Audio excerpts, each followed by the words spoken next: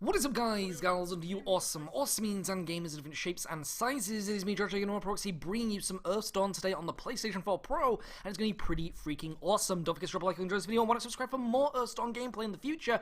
But this is Earthdawn. It is freaking awesome, and I cannot wait to bring you more of this in the future. It's one of these things where basically I've been playing a lot of games, I've been getting a lot of review copies. And in a way, I really want to make sure that I actually give that kind of like equal quality and attention to all the games that I'm covering, because obviously I'm not in my recording studio at the moment, and so it's this thing where if I'm not making a video that is of the same kind of quality and, or should I say, level of quality that I expect for myself, then I feel like the game is kind of like suffering when it comes to me showing you it. But I had to show you more of this game because it's really awesome, really cool, and I cannot wait to bring you more of it in the future. I feel like Earthdawn's gone like really under the radar, which is kind of interesting, because it's kind of like, say, with Dragon's Crown. You remember Dragon's Crown on PlayStation 3 and PlayStation Vita?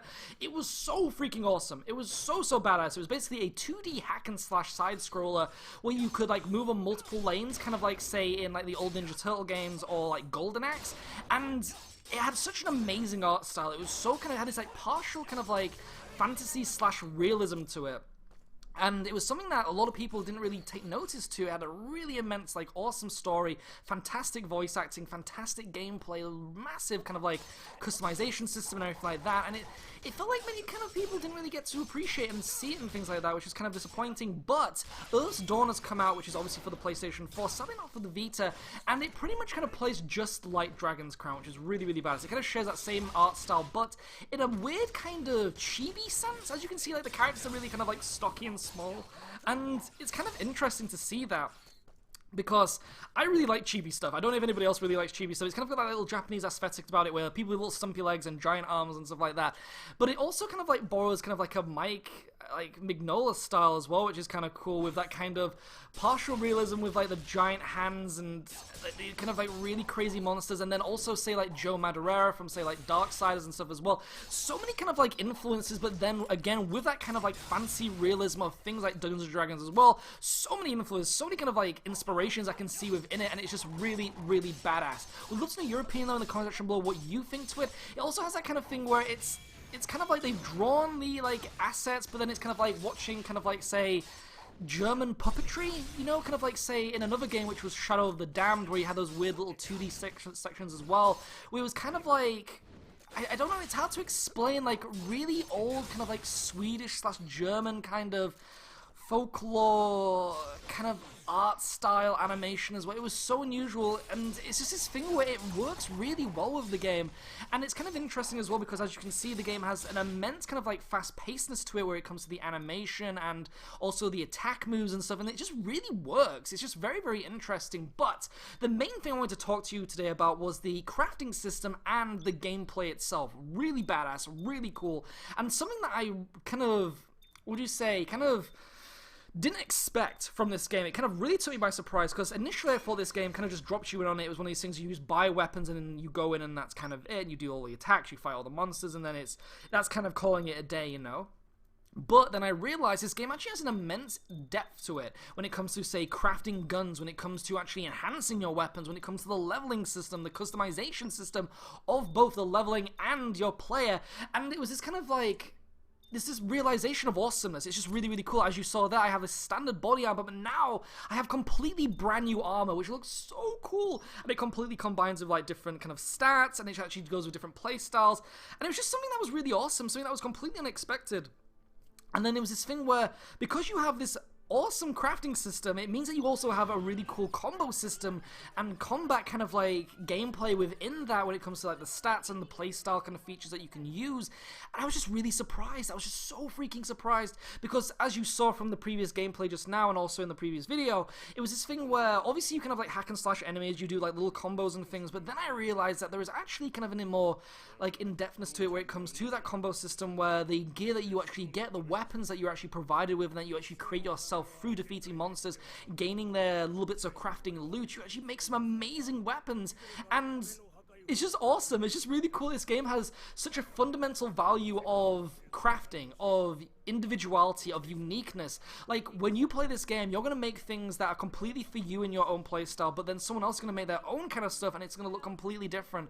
And just knowing that there are so many options, so much variety for playstyles, for players in general, and for you to kind of just like play around with things. It's not kind of like, oh, I have a samurai sword and I'm going to stay with this samurai sword. You can have the samurai sword, but then something really cool is going to come along later, and it's going to kind of like identify you even more. It's going to be like an even more badass samurai sword, or it might be like a gun samurai sword. Just so much stuff. It's just really cool, really, really awesome. And now another thing I wanted to show you as well is something called the Exceed gear. Now, basically, the Exceed gear is what comes in the counter-strike missions. Now, these counter-attack offensive strike missions are basically kind of like the boss fights in the game, which is kind of interesting when you think about it, because obviously you have the standard level select in the game as well, which has like different star difficulties, but the game kind of drops you in on them as kind of like a punishment, but also a test. Now, through this counter-offensive mission, as you can see, I've ended up unlocking something called the Exceed gear, and this allows me to go into kind of like a Super Saiyan mode, where basically I build up this little meter under my health on the top left, and I can do faster attacks, stronger attacks, but also do this really unusual kind of ultimate demon arm move, which is really cool.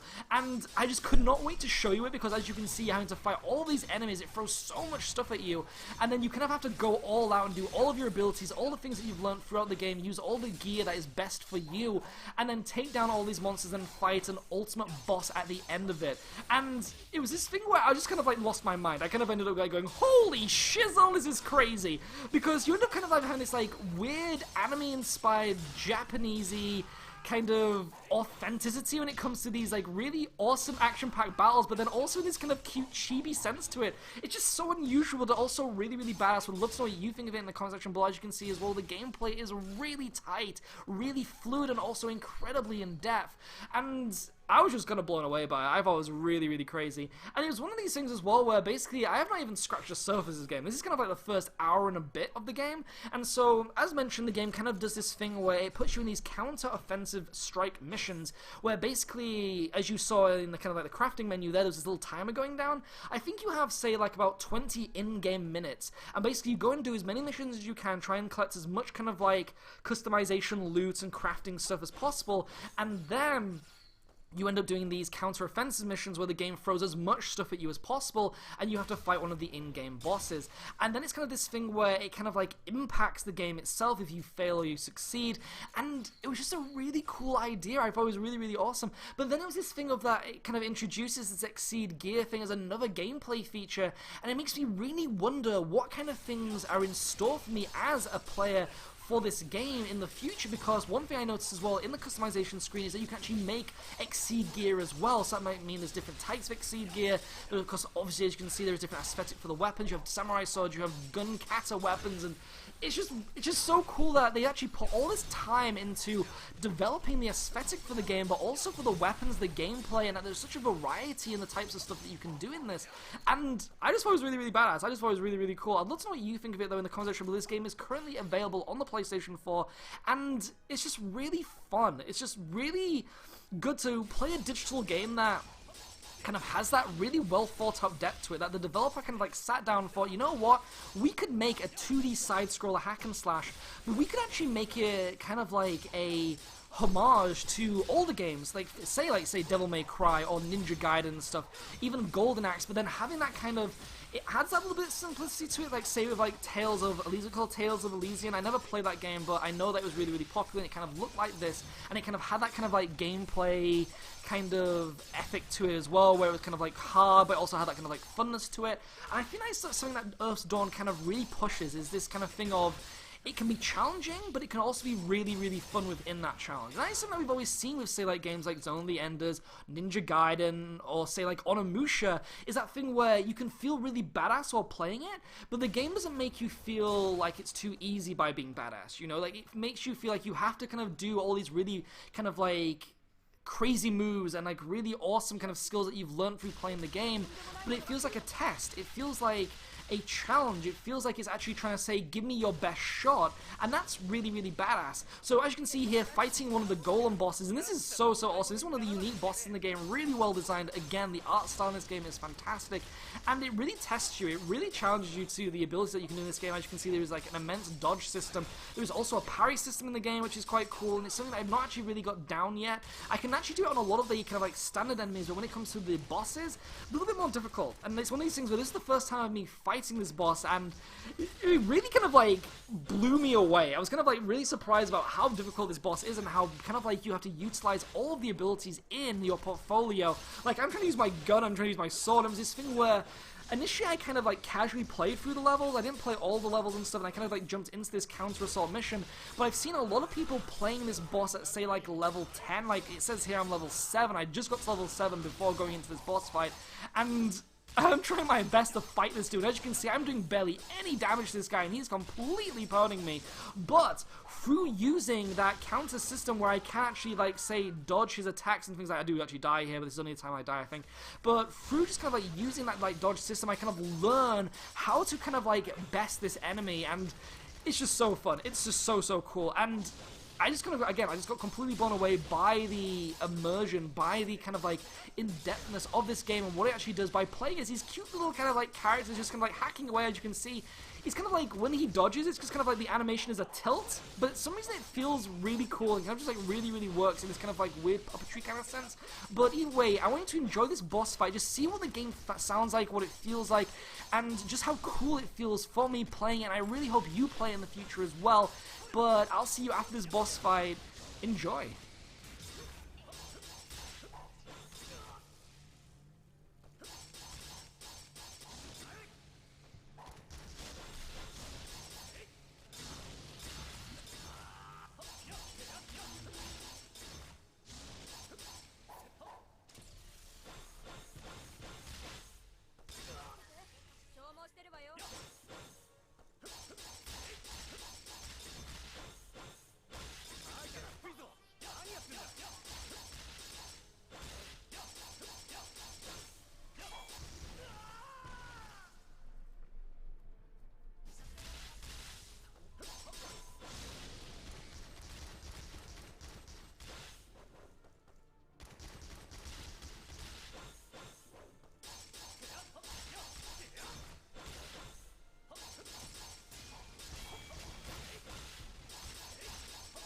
So we're about to actually near the end of this fight now, but one thing to mention too is that by killing every single boss in this game, you also get to do it through a really badass finishing move, as you can see here, which is so awesome.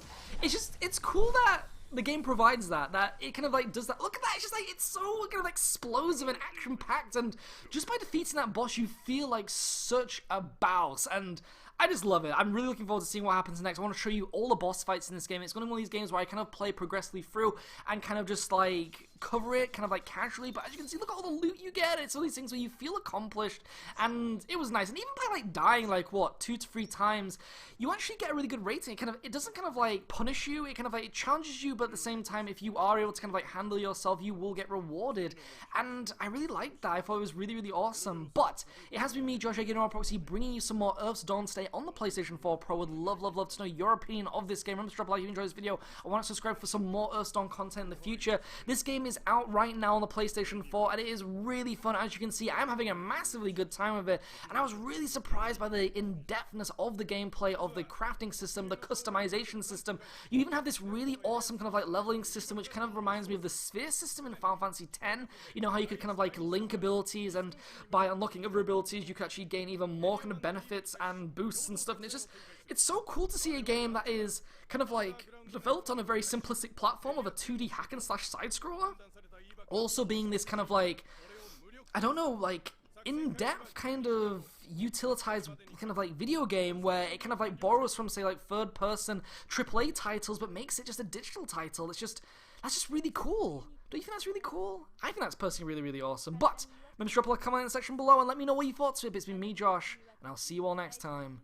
Ciao for now.